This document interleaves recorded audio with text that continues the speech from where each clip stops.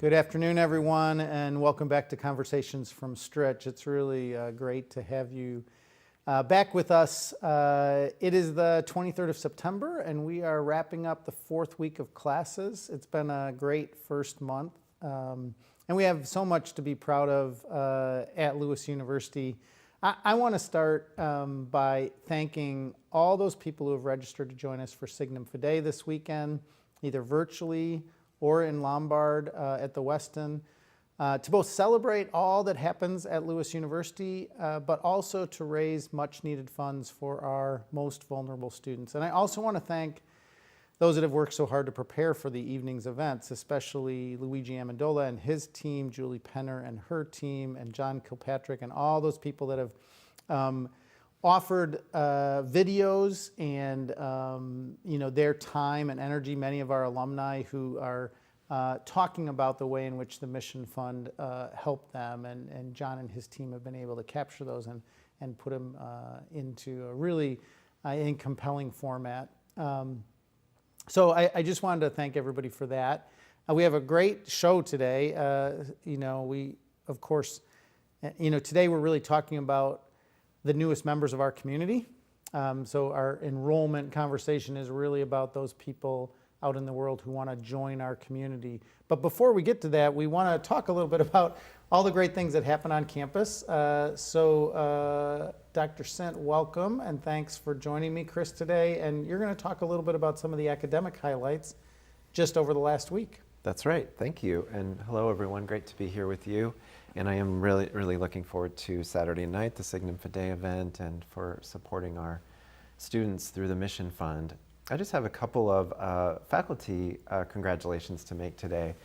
Dr. Juana Reyes, Assistant Professor of Elementary Education, presented along with a collaborator at the Exploring Visual Worlds of Education Digital Conference recently. Presentation was based on their work in professional development with educators in Phoenix. It was called Educators Drawn Together, a Community of Practice Creates Images from the Field and Offers Counter-Narratives During the COVID-19 Pandemic. It's really interesting and cool to see research being done by faculty already in connection to the impacts of COVID-19 on our society, which we know there are many. Congratulations also to Dr. Catherine Helm, Professor of Psychology, who served as the expert interviewer for the American Psychological Association Telehealth Culturally Competent Psychodynamic Therapy video series. So that's essentially a training video produced by the American Psychological Association to assist with, as I said, multicultural competency in telehealth. And it's really interesting because Professor Helm is part of our team that got the grant last year in connection to our telehealth clinic, which is now up and running on campus. And that reminds me that's something we might want to focus on in the future episode is update on how our telehealth clinic is going on campus. So you want to maybe talk about some athletic news now? And every week we also, in addition to all the great academic news and co-curricular news, we also have athletic news. So our men's and women's cross-country team just is amazing, I will say. Another success at the Notre Dame National Catholic Championship. So these are all the Catholic schools from around the country. The men finished second overall and the women third overall. I don't want to get out in front of it, but I think we're hosting the conference championships this year. We won them last year, and so hopefully we will have a repeat of that. Congratulations to all of our runners on that.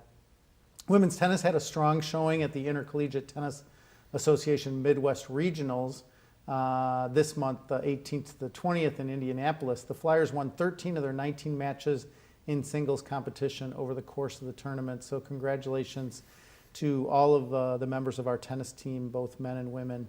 And then the Lewis University women's soccer team finished out its 3-match homestand with a 1-0 win against Missouri St. Louis on Sunday afternoon. And I will say, I was at both the men's and women's games, and it was so hot out. So watching these athletes run around in what felt like, blazing 90-degree weather, which is not normal for September, I was just impressed with their stamina. the men went into overtime, so long match for them as well. Anyway, the women are now 4-0-1, 2-0-1 in the GLVC, and with the win, they matched their best season start since 2013. So it's been a while since we've had as good of a start. This weekend, our number 14 ranked women's volleyball host McKendree as well as Southern Indiana, Friday and Saturday.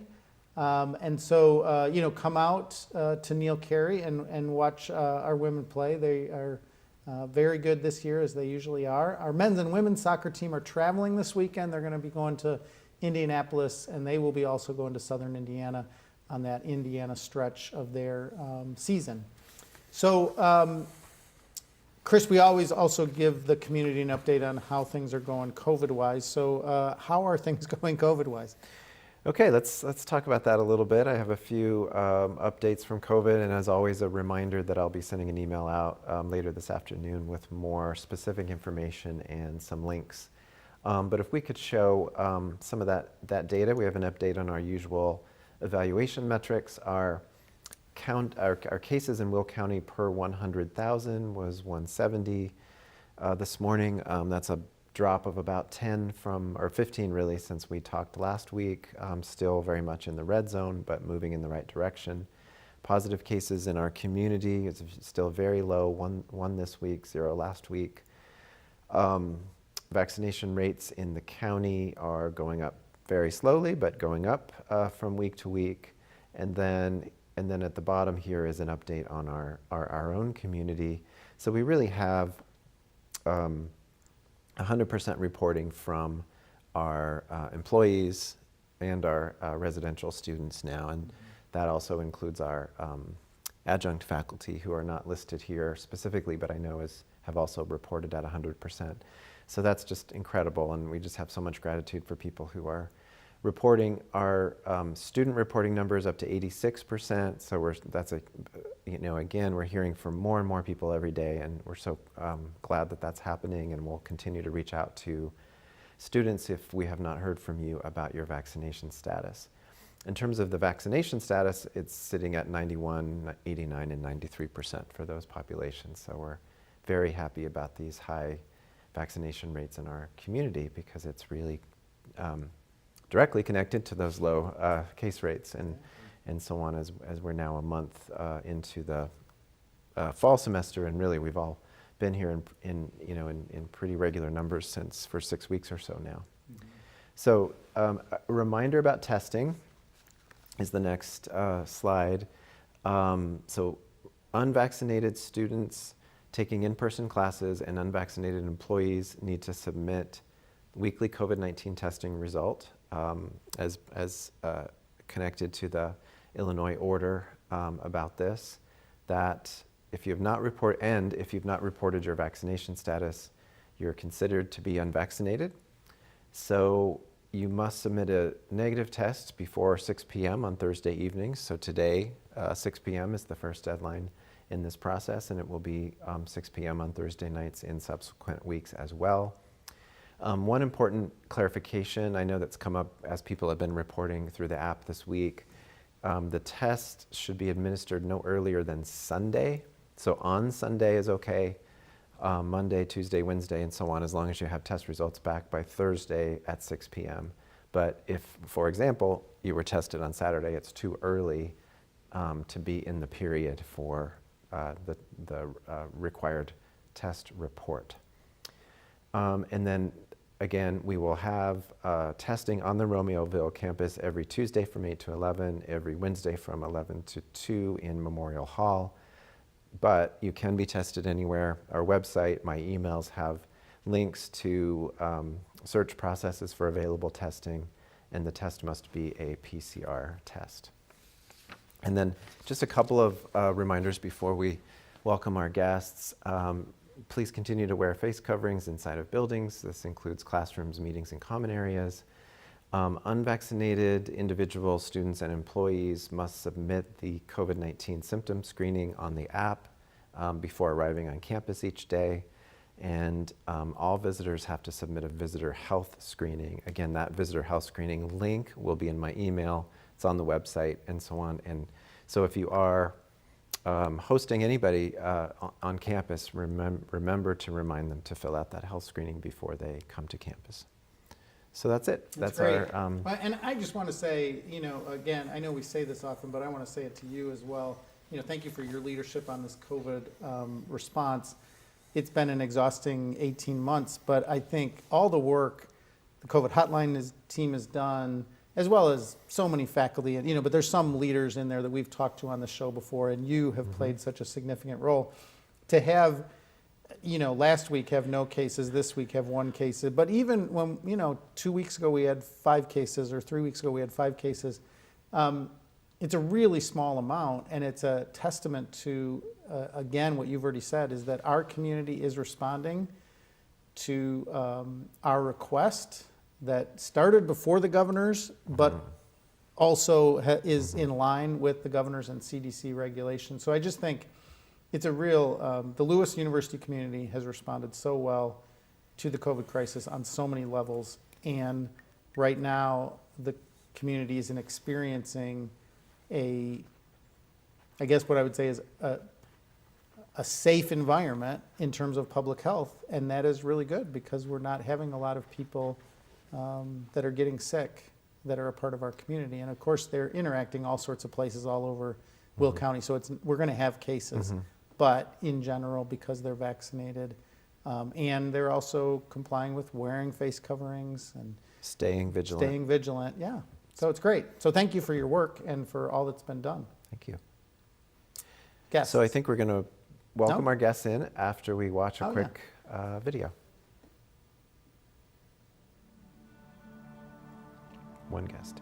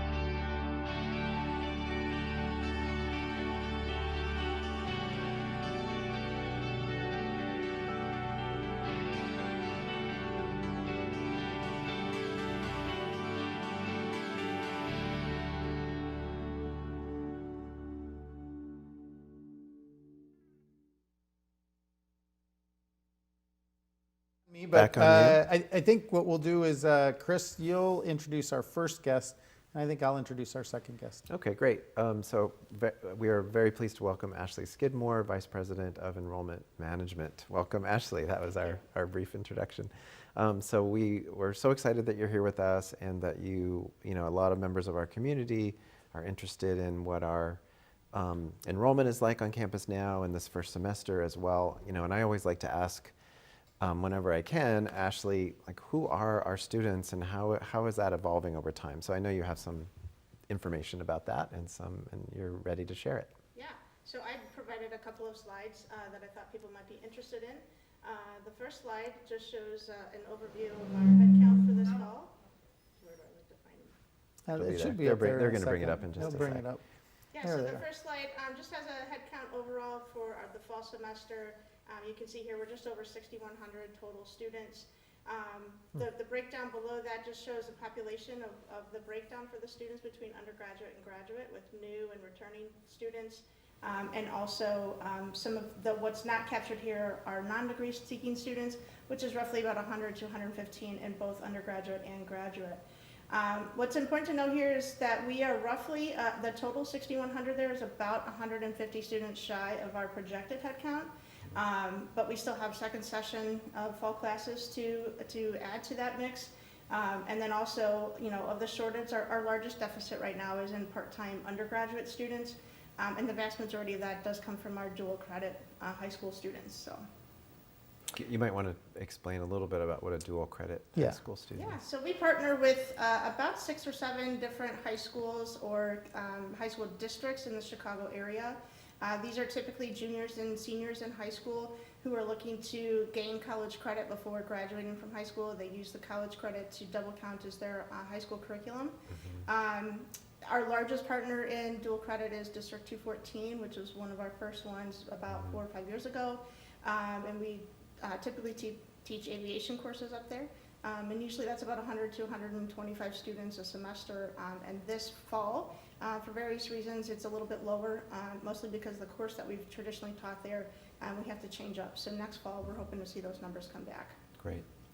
And just for, again, people who are interested in this, and I want to dwell on this because it's a small thing, but people can take their Lewis credits and go to another university, right? When they do this dual credit, it's an accredited credit just like anything else. And so a Yes. lot of them like that opportunity because they can go to do 214, take a class, and they have their 3 credits of college that they can take to whichever university. They can Correct. come to Lewis, but they can go anywhere else. Yeah, so with the dual credit program, they know that the credit is valid towards a Lewis degree, but also part of the state requirements is that these courses have to be articulated with at least 3 other Illinois colleges so that students know they're not just wasted experiences. If they choose not to enroll at that institution, they will transfer and count in some way towards their degree at whatever other college. And I'll also say that most dual credit partnerships at the high school level are really done at the community college for affordability. That's usually where the Right. dual credit focus is. So Lewis is a little bit new to this market, but it certainly has some potential there. Yeah, that's great. So then the next slide, I know So you're next talking slide. about, Getting back to our student population, this next slide just shows high-level demographics. I tried to look at this holistically with graduate and undergraduate students combined. First one would be a breakdown of male-female. As you can see, our total population is just slightly heavier on the female side. At the undergraduate, it's an even split, and graduates definitely much more on the female end. Illinois residents definitely dominate our population of just over 5,000, but I am really excited to announce that of all the other states, we do represent 44 additional states, so we're almost hitting that 50 mark. Our population this year does include 499 international students, which I know is the focus of your next guest speaker, so I won't spend too much time on that. And then I just looked quickly, I thought this was interesting. The average GPA of our current students at the undergraduate levels just over 3.2, and at the graduate just over 3.7. So I thought that was interesting to note in terms of the academic ability and So- Just to be clear, that Yeah. that undergraduate GPA, which was 3.24, I think, Yes. is their high school GPA. No, that's That's actually of our their- current students. That's of all of our current Our students. current Okay, student, got it. degree-seeking current Uh-huh. students. and Interesting. I think it's put an underline under this is that over 1,000 of our students, about 1,100 of our students are not Illinois students. And half of those, more than half of those are just from other states, 44 of which I think sometimes I think people think, even some people inside our own university, think of us as, well, we're really a Chicago Metro school. And, some of what you're saying is, yeah, we are, 5 out of 6 of our students are from the Illinois area. But 1,000 students are coming to us from all over the states as well as all over the world. Right. So if you look at those, the programs that those students are in, it's mostly in the graduate side once you get beyond New Mexico, Indiana, and Wisconsin.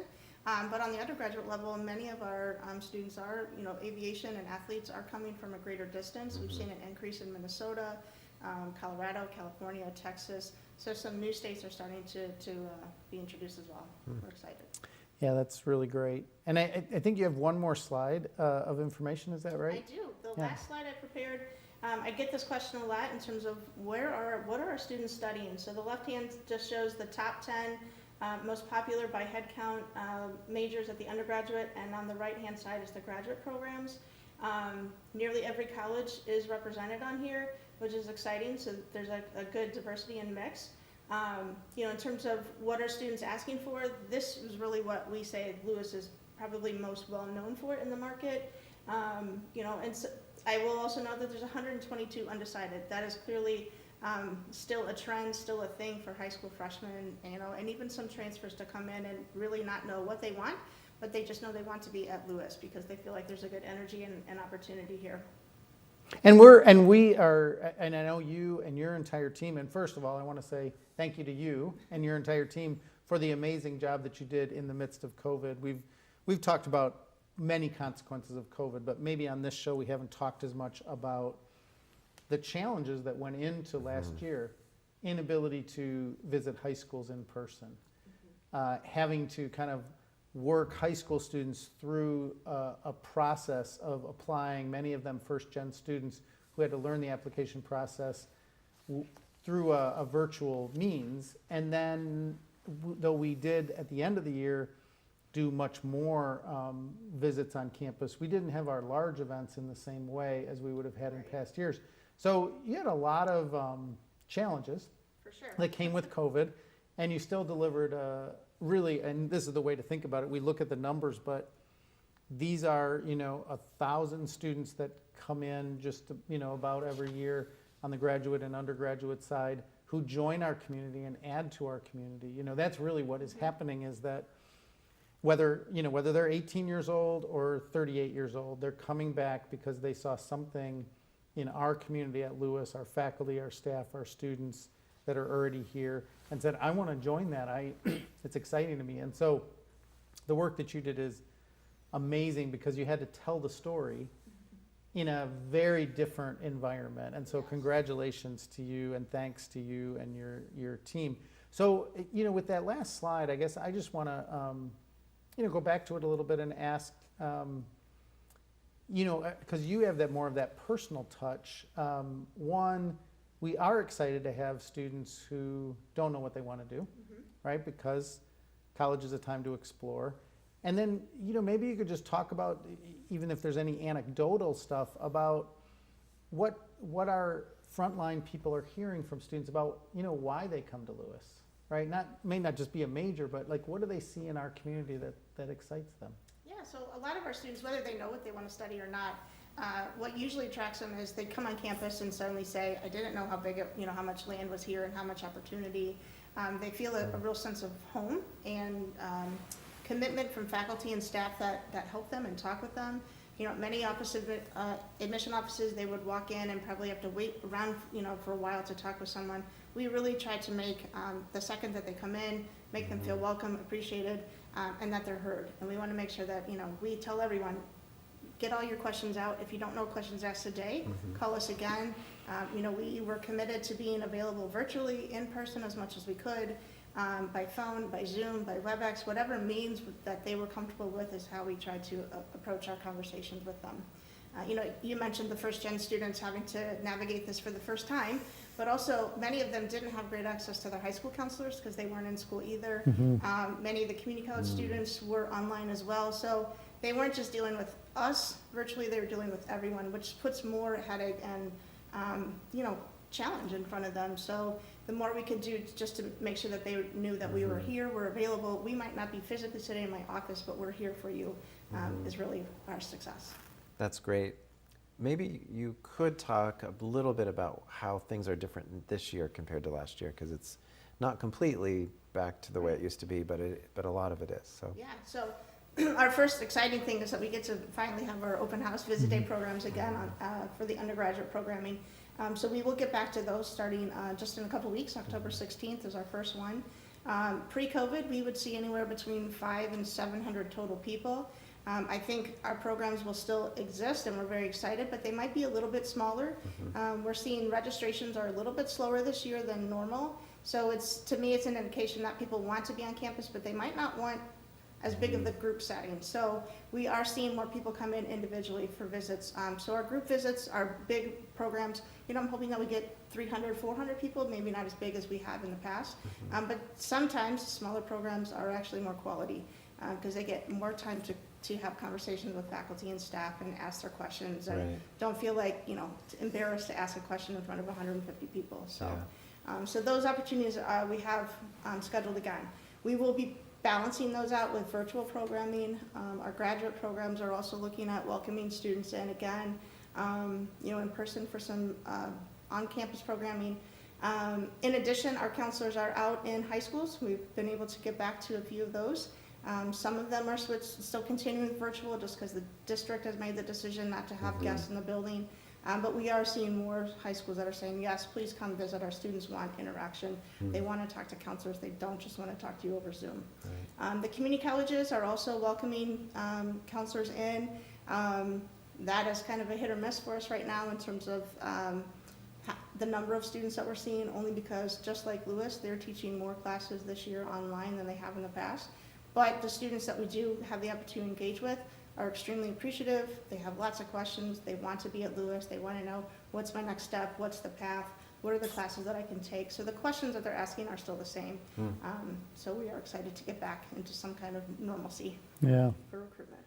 Well, and I really do hope that some of the early signs that we're seeing is that the number of cases in the virus will keep going down. And my hope would be that by the time you get to spring, and some of our events are in the spring, the bigger events, that again, more people will get an opportunity. But I do think that it's I know more work for your team, but that individual family visit, or the 2 or 3 families that come on a Thursday afternoon to visit campus, is going to play a big role this year. Absolutely. And that's part of we did some of that last year, but now I think we're going to be able to do more of that, and more families are going to be more comfortable with that. Because I think seeing our campus, for those of you watching the show who maybe have never been here, but you're a prospective, or your cousin goes to school, I just think I highly recommend visiting campus. Yes. Because it's what I would say is our website is great, and it's even better than our website looks when you walk around in person. And our faculty and staff are amazing people who really care, and I think you need to experience that. Yeah, well, I would also say that you can read websites, you can read view books, you can read brochures, and a lot of schools sound the same, but you don't really know if that school fits you until you actually visit. So you meet the people, you see the students in the class, you see the students walking to class, and you can say, yes, this feels comfortable to me, or maybe no, this is not what I'm looking for. I want something bigger, or something smaller, or Right. some other program that they don't have. But you really don't know until you try it on, just Right. like clothes. Right, yeah. That's great. That's Thank great. you so much. Thank I know you. Thank you so we much. could talk a lot, but Ashley, we're yeah, gonna we move could on. talk all afternoon. We'll have we you have back. a second guest. So as we introduce, I am excited about some of the things that have been going on in terms of international recruitment. So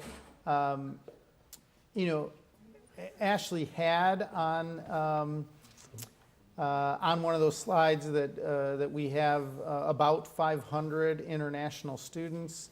I'm really excited to welcome to Conversations from Stritch this week the Executive Director for International Affairs and Director of Veterans Affairs at Lewis University, Mr. Roman Ortega. So welcome, Roman. It's really great to see you. Thank you for joining us today. So maybe we could just start with, we saw those, there's 500 international students, but maybe you could take us back just a few years and give us a little history. We've always had international students here, or at least the 5 years I've been here, and I think decades we've had, ebbs and flows of international students. But 4 years ago or so, we decided to think about changing the way that we approach internationalization in general on campus, and then specifically international recruiting. So maybe could you talk a little bit about how your office is kind of structured, who's a part of your team, and how that developed, and then we can get into what happened this year. Okay, got it. So thank you for having me on. So really it started about 4 to 5 years ago with the ACE Internationalization Lab, which was brought on campus, and they holistically look at the university and said, is this an effort that we want to go forward with? And these are the steps in order to get there. Under the leadership's shared vision and decision making, they decided to unify the office and develop the position of the Senior Internationalization Officer, which is the common term used. And I was asked to fill in that position, and thankfully so, through many leaders, to name a few, with Tyler King, who's the Director of International Enrollment, and his team that is growing, and we'll talk about it a little bit later. Michael Ficchetti in International Student and Global Scholar Services, which supports current students, incoming students, and then global scholars, faculties, members going abroad, which we have more so than we have historically, and students coming from other LaSallian institutions as a part of a One LaSalle initiative. Our Study Abroad office, who has been instrumental in this time of growth to support the international enrollment team, amongst all of our community partners, which at this point I really do want to make a mention and thank them. A lot of our faculty and staff have stepped up in this growing time to get us to where we're at. And special mention to Coast and the College of Business, who've seen this large influx and which was in some respect a surge of students that came quickly, and they were able to react quickly and support these students. So it started with the Internationalization Lab, then led through strategic thinking about a reorganization, specifically then looking at global scholars and how we do that. And then from there, we moved down with our strategic enrollment management plan. Right. So that's where we were and where we're at now. So where we're at now is we've seen a large influx of students coming from India.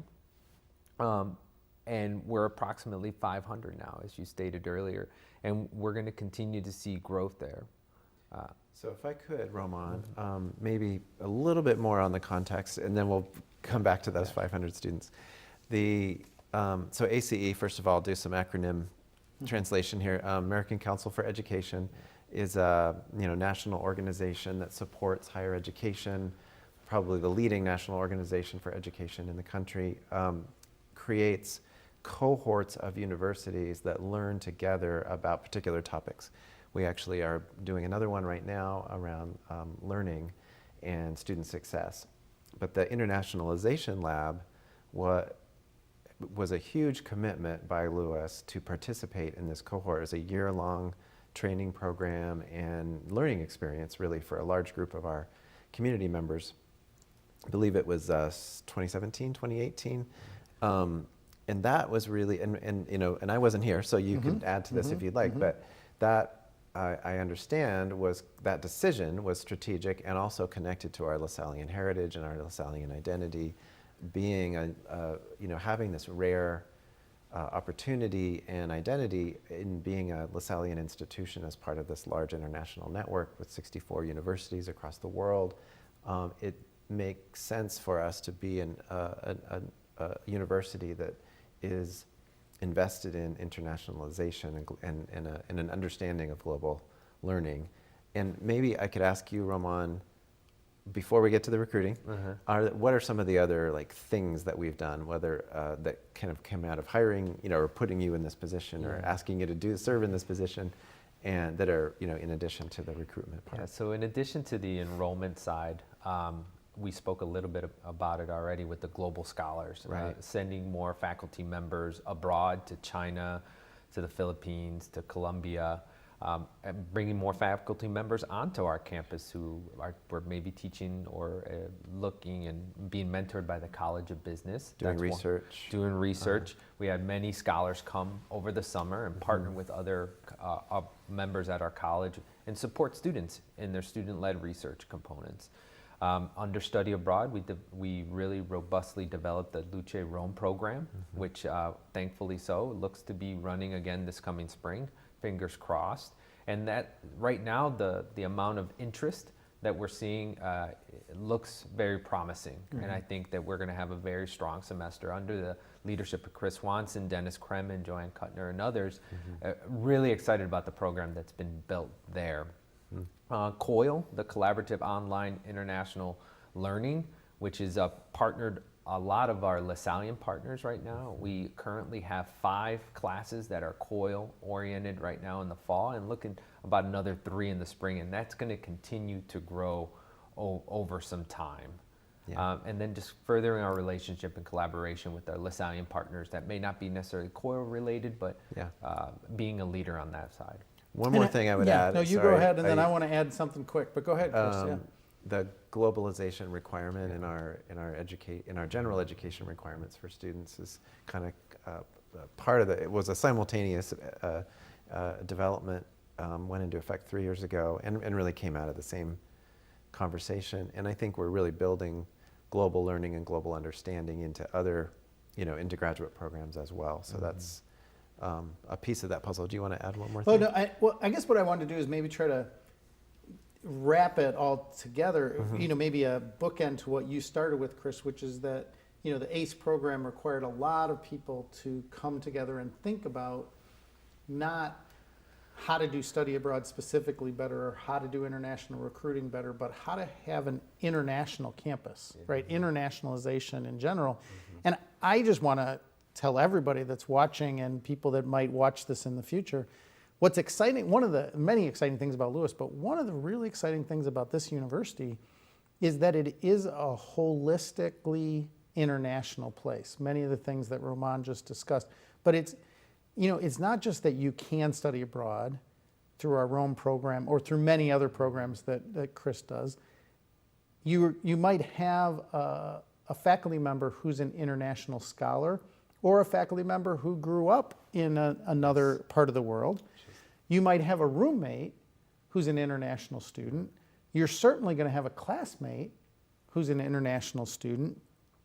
And I think that what you're talking about in terms of COIL, this collaborative online learning, we are a part of a 64-member institutions around the world that are LaSallian. But I also think, we should mention that Lewis is really proud to help leadership around the globe because it's usually one or two of our international students of the 500 that are often doing doctoral work who are going to go back and run a university or run a high school, a LaSallian high school or university, because they get their doctorate in education here and then they go back. Or going back to Signum Fidei, one of our videos, we have faculty members from Bethlehem University who have come here for decades, and many of the faculty at Bethlehem University had their graduate work here, and now they're going back and teaching students in Bethlehem, or they're leading a university in Africa. And that kind of way in which not only are we partnering with them, but we're providing education that allows for leadership in universities around the world. And that, the last thing I'll say about this, because I really feel this, if you have a roommate from another part of the world, the ability, because I still go visit, and I didn't have an international roommate, but I go visit my roommates who are in Florida right now.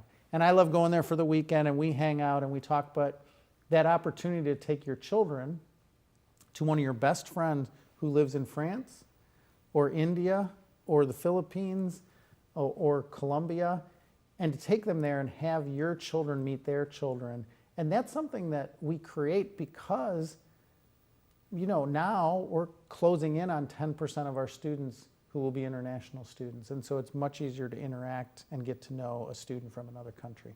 So now let's talk about, go ahead. We can talk about this all day long. And it's important because, it's part of the educational experience, both in the curriculum and in the student experience at all levels, because that's a part of how people are successful in the current climate of the world. It's a world where you have almost all professions have exchanges internationally, and both virtually and in person. And it's a skill set that our students absolutely need. It's part of our practical education is to have a high comfort level with international relationships. Okay. Now, tell us about the context of our new international enrollment growth. So how did we get here? As you said, Chris, it comes down to relationships. That is honestly how we built so much growth. Relationships with our partners overseas, relationships in community with our faculty, staff here on campus, and then this unified vision in the Office of International Affairs to go as a team, move forward, and succeed. So it comes down to how we built relationships. We have students from 50 plus different countries now, so pretty diversified. Now, India is the latest growth that we've seen, and that was based on a strategic enrollment management plan that we embarked upon about 3 years ago. And we looked at countries that we felt we would resonate with. And so we embarked upon this partner in India through, he was an agent partner of ours. And then in collaboration, we helped him build a business model to start his own company in India. As we did that, he only works with Lewis University, or his company only works with Lewis University. And we did a lot of training and fine tuning and supported his business model. And we have seen that model now take off because he has the relationships in country. He has a very closely tied relationship with us. And subsequently, our quality of education has really motivated a lot of our students from India to end up coming to Lewis University. Why did they come so quickly? Well, there was a pent-up demand of them wanting to come study with us. The pandemic. By the way, I'll just say a year ago we were saying, why are they coming so slowly? Why are they coming so slowly? Yeah, it's And- true. It's true. Yeah, and the embassies had shut down all student visas. We didn't know what was going to happen. Then all of a sudden, under a new administration, they decided to open the consulates and the embassies, and they prioritized student visas. They prioritized them getting vaccinations, which then, with this pent-up demand, led to students, I want to come to Lewis. And they came quickly. And we saw a very high yield rate to the amount of applications that we had, which was higher than we had ever seen. So now, this past semester, approximately 300 students came to us in the fall, and I believe they're going to continue to come to us as long as we will continue to provide the quality education and maintain the scaffolding that we have to support our international students. So yield rate is the difference or the quotient between the number of applicants that we get and the number who actually end up coming. Right. So you can imagine with international students, in a new kind of recruiting technique, we would not assume a very high percentage would end up enrolling, because there are more choices. It's obviously a huge journey to come here in so many levels. So that's what you mean when you say it was a larger yield rate than we expected. It was more came, based on the number we admitted, more came than would be predictable or typical.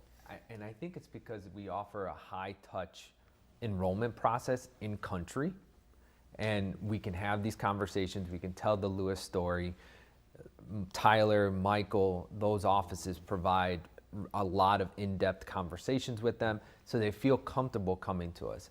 Just as an example, the national average yield rate is about 20%, and historically we were right around there. Yeah. We're at about 33%, which goes to show it's not for just any reason. It's because we resonate with them in the sense of community. I think it's really based on this Lasallian education model that it works. I love how you talked about how you really spent time with the recruiters in India in this example to get to know Lewis, so they really know the place that they're talking about when they're working with students who want to apply. Absolutely. Yeah. And so I want to get to some potential expansion of this, but I do want to emphasize before I ask this next question, just highlighting a few things that you already said. So one of the things that I think is really important to emphasize, you said there was a change in the administration, so I want to just note that that's end of January, right? Just timeline-wise, because some people might ask, this seemed like a surprise to some of us, some faculty members watching, some, it seemed like it all happened at the last minute. But so we had a change of administration. COVID was still very volatile, right, throughout the entire summer. And then all of a sudden, the change in processing of visas and whether people were going to get out of the country. I mean, we were sitting there August 1st, not sure whether people were going to be able to get out of the country because COVID around the globe, and especially in India, which, as we know, over the last year had been really hard hit. So there were these multiple factors that played into how, and as you said, then a somewhat of a out of norm yield rate. So all those things that were not totally in our control happened. And the exciting part about it is we have these 300 students. They're on campus. They are taking classes. It was a heavy lift and you already mentioned, but I'll say it also, how grateful we are to all the faculty and staff who weren't expecting this until very late in the season, and then really stepped up to make sure that that experience for those students is a phenomenal experience, right? Because we want educational excellence and really the experience in all of the co-curricular, business office, registrar's office, financial aid office, that experience is great as well. And all of our professional staff, faculty and professional staff, has really stepped up and made sure that these students have a great experience. So now I guess I want to say, what's next? Well, can we please. do We can do one more step. Sure. Question in there Sure. between those two. Sure. Roman has been, amazing as always with incredibly detailed, responsive support, in this case, support for the students who are on campus. And I know we don't have time to go through, I've seen Roman's lists of 25 very specific, important, helpful things in our whole community of student support and faculty have come together in different groups, as you said. But could you just give us a little bit, for people who are not doing this work, like what are we talking about? Like what kind of support have we increased and are going to increase? So we're maintaining the scaffolding that we had in place prior to the students coming, which was robust and very supportive and high graduation rate. We are now continuing to augment that scaffolding in the Writing Center. We're adding more people there and more of an ESL focus specifically to the Writing Center. Our orientation model is completely been revamped. So there's 6 pillars, I won't get into them, but in the orientation ranging from in-country orientation to virtual orientations and face-to-face orientations, but built in a sustainable way, based webinars. Then we're talking about the STAR program and how that's supporting the students who are coming over, maybe have some technology. STAR program is I don't know what it- I don't know the acronym. What does it do? It supports students with technology needs in order to attain their education if they're learning remote. And primarily gives them either a computer or a Wi-Fi hotspot. Exactly. And those two things are really valuable to some students and some of our international We've students. talked about it here a lot in we have. relationship to Yeah. COVID support going Right, online. But exactly. It's been great that we've had this It's program in expanded. place for Yeah, the international it's students. great. Tutoring services at the graduate level, which is new to us, but we figured out a model, and credit to Coast and the dean there to help figure that out. More community building exercises, activities for these students. Housing, where are they living? Most of them are not living on campus, but they are utilizing the resources on campus, to include transportation. So now we have transportation going from Lewis, our main campus, to Oak Brook for those students studying in the evening, which also will support other students who may want to go to the mall out there and participate in eating at restaurants, et cetera. So I will say that, though, the most important part is the collaboration that we've had amongst our community partners that include the faculty, whether that's community of practice, which is led by Mike Cherry, and he's great at facilitating these kind of forums. He's our director of faculty development. Exactly. And he amongst other forums that are out there right now who are very dedicated to looking at what are some of the growth opportunities and the challenges that exist with helping educate our international students. It's great. So I guess we're really running out of time, so we're up against the clock, but maybe in, as they sometimes say on NPR, when you got in 1 minute, Yeah. what's the future like for this? I mean, you said ongoing stuff with India, other countries that we're going to emphasize. Give me a little sense of what the next year and a half might hold. So it's continuing to support our infrastructure for the students, but then looking at other countries that our quality education could support. And so we're looking at countries like Vietnam, the Philippines, and Nigeria, more specifically Western Africa. All of those types of students either have high English fluency or have the ability to afford a Lewis education, but also we fit their needs in regards to our mission of supporting underserved students. And so we've looked at those populations, and we've already started to build some structure there. So as we continue to, I like the pacing effort between what we have and what we're building and how we're supporting, along with future operations, right? Maybe a little bit of my military side. No, it's great. The It future totally makes sense. operations to make sure that we're moving. I Yeah. like to say we don't want our operation to be outpace our logistics. Yeah. Right. So we're going to stay in So when we're tandem with talking each other. about, just to use that terminology, when we're talking about logistical growth over time. That's more help with processing of visas and in the orientation and entry. Academic support. More support, more faculty in areas that are, mostly impacted by the programmatic interests of international students. More student life support in that office in terms of building that rich community that you talked about earlier. So it's a complex operation, and it's great to see Roman's. I mean, we've accomplished so much, but it's great to see the plans for the future as well. Yeah. Well, thank you for joining us, Roman. We're really glad that you were here. Really grateful to Ashley Skidmore, our first guest. I think the takeaway message from today is how excited we are to have all the new students who have joined our community this year. That there's been significant growth in the international side, and grateful to all the people that work to support those students, but also to tell the story that makes them want to join us as a community. Any last things you want to mention? I can't resist saying, we really wanted to talk today about, and these are really kind of practical terms because there are so many details about this, but I can't wait to have actual students on the show, and the talk, human interest just to stories get, and we just didn't have beautiful. time. There's just, it's just a reminder that these are human beings coming to our campus. And, and everyone that Ashley talked about, but it's exciting. It is exciting. So again, thank you, Roman. Thank you, Ashley. Thank you, Chris, for making me look better every week because you ask such great questions and bring so much to the table. We will be back again next week. We look forward to that conversation, and many blessings to you and your family. Have a great weekend.